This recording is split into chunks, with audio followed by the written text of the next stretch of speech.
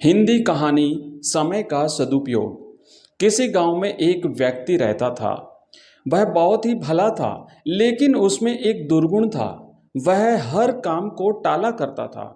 वह मानता था कि जो कुछ भी होता है और वह भाग्य से होता है। एक दिन एक साधु उसके पास आया। उस व्यक्ति ने साधु की बहुत सेवा की।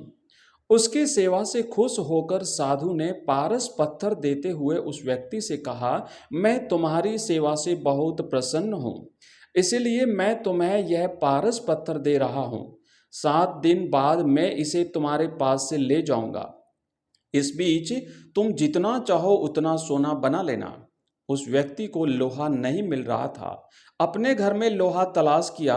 थोड़ा सा लोहा मिला तो उसने उसी को सोना बनाकर बाजार में बेच दिया और कुछ सामान ले आया।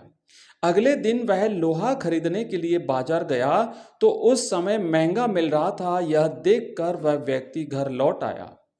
3 दिन बाद वह फिर बाजार गया तो उसे पता चला कि इस बार और भी महंगा हो गया है। इसीलिए वह लोहा बिना खरीदे ही वापस लौट आया। उसने सोचा, एक दिन तो जरूर लोहा सस्ता होगा। जब सस्ता हो जाएगा तभी खरीदेंगे। यह सोचकर उसने लोहा खरीदा ही नहीं। 8वें दिन साधु पारस लेने के लिए उसके पास आ गए। व्यक्ति ने कहा, मेरा तो सारा समय ऐसे ही निकल गया। अभी तो मैं कुछ भी सोना नहीं बना पाया। आप कृपया इस पत्थर को कुछ दिन और मेरे पास रहने दीजिए। लेकिन साधु राजी नहीं हुए। साधु ने कहा, तुम्हारे जैसा आदमी जीवन में कुछ नहीं कर सकता। तुम्हारी जगह कोई और होता तो अब तक पता नहीं क्या क्या कर चुका होता। जो आदमी समय का उपयोग करना नहीं जानता वह हमेशा दुखी रहता है। इतना कहते हुए साधु महाराज पत्थर लेकर वहां से चले गए।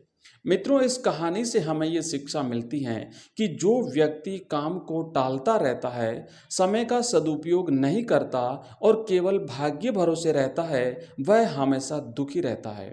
इसी प्रकार की और प्रेरक कहानियां सुनने के लिए आप हमारे चैनल को सब्सक्राइब कीजिए। प्रतिदिन आपको ऐसी ही एक प्रेरक कहानी मिलेगी। धन्यवाद।